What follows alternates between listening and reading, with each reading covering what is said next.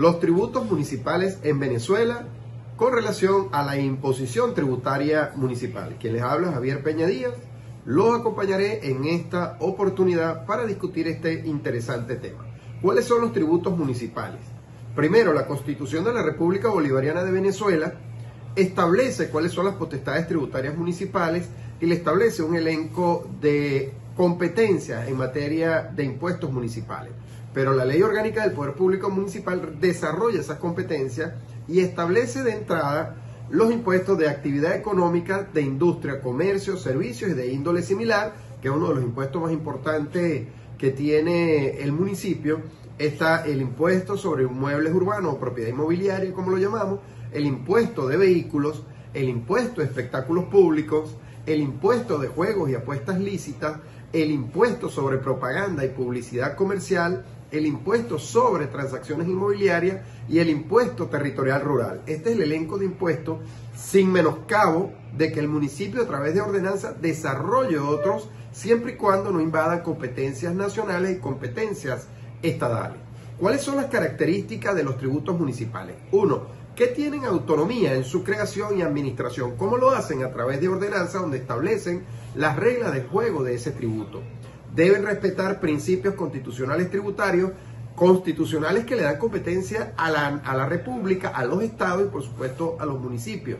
No pueden gravar hechos imponibles que corresponden a otras jurisdicciones tributarias, ni a otros municipios, ni a los estados, ni a la República.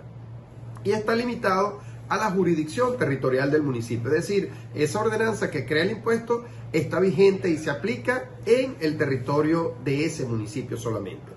Y los sujetos a la regulación, están sujetos a la regulación de la armonización tributaria. De hecho, con la Ley Orgánica de Coordinación y Armonización de las Potestades Tributarias de los Estados y Municipios, quedaron reguladas allí algunas competencias municipales, de las cuales discrepamos y más adelante podemos explicarlo.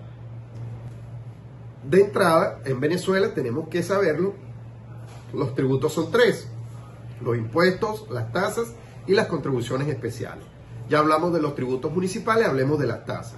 Las tasas administrativas, a diferencia del impuesto, se pagan siempre que el destinatario, el contribuyente que pague, el sujeto pasivo, reciba una contraprestación, a diferencia del impuesto que se paga y no recibes alguna contraprestación. Es decir, la tasa de aseo urbano yo la pago siempre y cuando me presten el servicio de aseo urbano. Entonces, ¿cuáles son las tasas típicas que se pagan en un municipio? La tasa por el uso de bienes y servicios, la tasa de ocupación o uso de espacios del dominio público, la tasa por uso de los servicios administrativos que presta la Administración Tributaria Municipal, las tasas por expedición de licencias o solvencias y las tasas por prevención y protección, vigilancia y protección ciudadana. Ejemplo, la tasa de inspección para otorgar una licencia de licores, por ejemplo.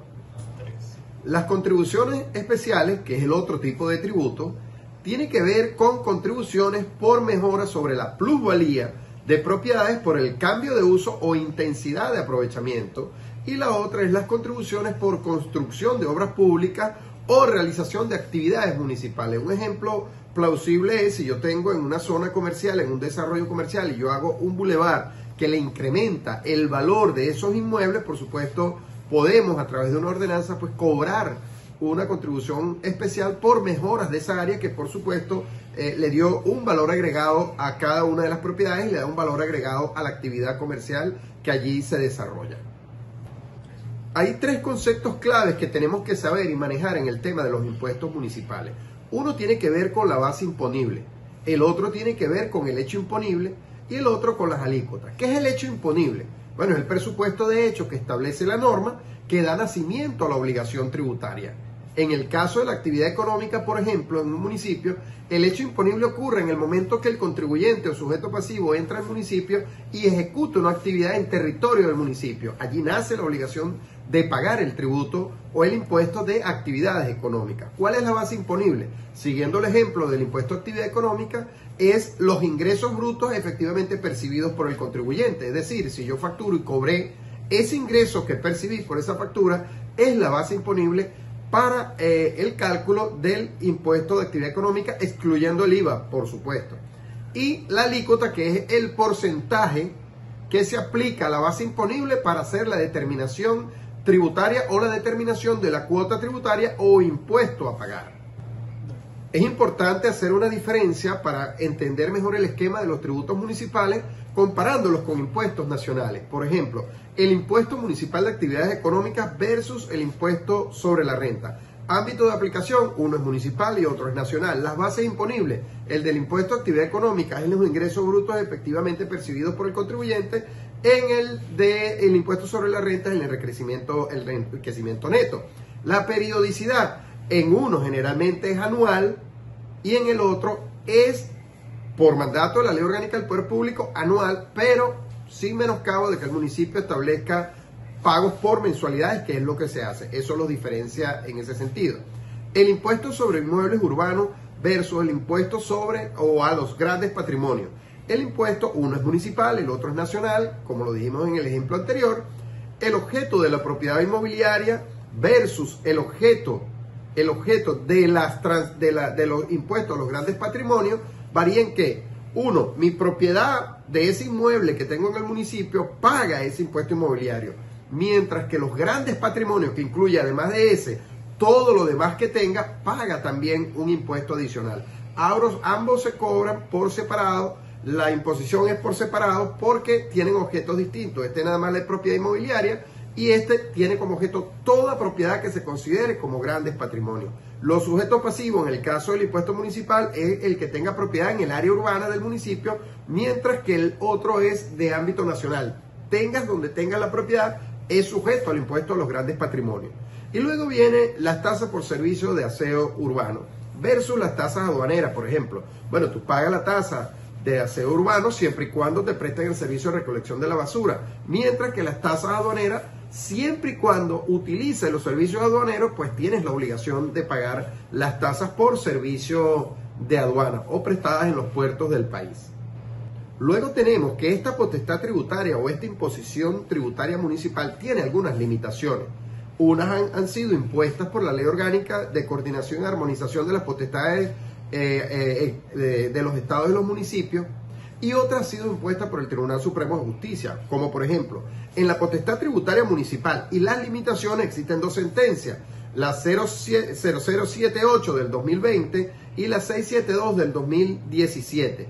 Los principios de legalidad tributaria y no confiscatoriedad los tenemos en la sentencia 693 del 2010 y 51 del 2011.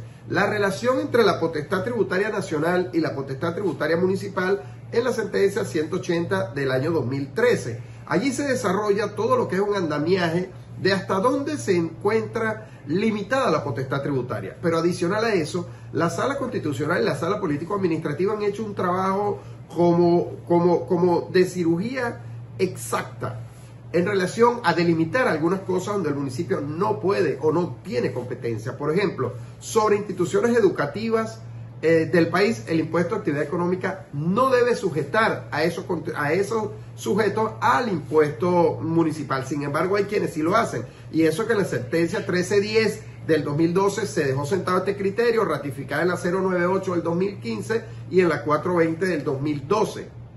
Es decir, tenemos un conjunto de sentencias que ha regulado este tema. Sin embargo, siguen algunos municipios insistiendo en que tienen la competencia de gravar a los prestadores del servicio de educación. Igual pasa con el servicio médico de salud y los servicios de los profesionales de la salud. En la sentencia 984 del 2018 quedó establecida la imposibilidad de que sea grabado los servicios de salud, salvo algunas características. Por lo menos los honorarios médicos pagan impuestos sobre la renta, pues no deben pagar el impuesto de actividad económica porque se trata de una profesión liberal y que está no sujeta al impuesto de actividad económica. La no confiscatoriedad está establecida en la sentencia 693 del 2010, ratificada en la 51 del 2011. Y los laboratorios, por ejemplo, volviendo al tema de los de salud o prestadores de salud, los laboratorios y servicios de imágenes médicas en la sentencia 1310 del 2012 quedó sentado el precedente de que no deberían pagar por ser un servicio de salud. En las instituciones benéficas o sin fines de lucro ha habido también alguna distorsión, porque muchos se disfrazan como que no son con fines de lucro para no estar sujetos al impuesto, mientras que los que están sujetos al impuesto le hemos venido imponiendo la obligación de pago de este impuesto. Entonces hay que tener mucho detenimiento allí. Por eso la sentencia ha hablado muy bien quiénes como instituciones benéficas o sin fines de lucro están no sujetas al impuesto de actividades económicas. Uno de los casos más particulares tiene que ver con las profesiones liberales. En la sentencia 984 del 2018, en la 649 del 2012 y por supuesto cuando se interpretó la Ley Orgánica del Poder Público Municipal por allá en el año 2015, también se dejó sentado el criterio que las profesiones liberales, el ejercicio profesional de la abogacía, de la medicina, de la odontología, de la ingeniería, de la arquitectura, no está sujeto al pago del impuesto municipal porque se trata de actividades civiles y no actividades de carácter mercantil. Recuerda que al inicio les hablé de que había la Ley Orgánica de Coordinación y Armonización de las Potestades Tributarias de los Estados y los Municipios, la LOCATEM.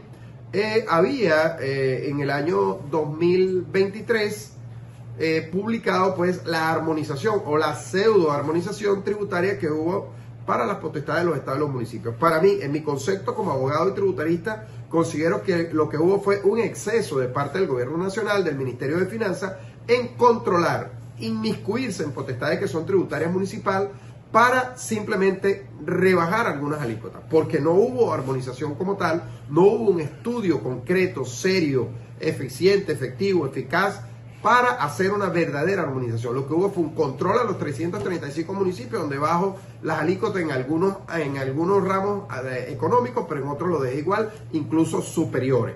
Por ejemplo, bajamos el ramo petrolero de 6 a 3, pero el ramo licorero pasó de 3 a 6. Es decir, no hubo una verdadera armonización. Y este proceso de armonización comienza con la sentencia 0078 del 2020 de la Sala Constitucional del 7 de julio del 2020, que ordenó abrir un proceso de armonización.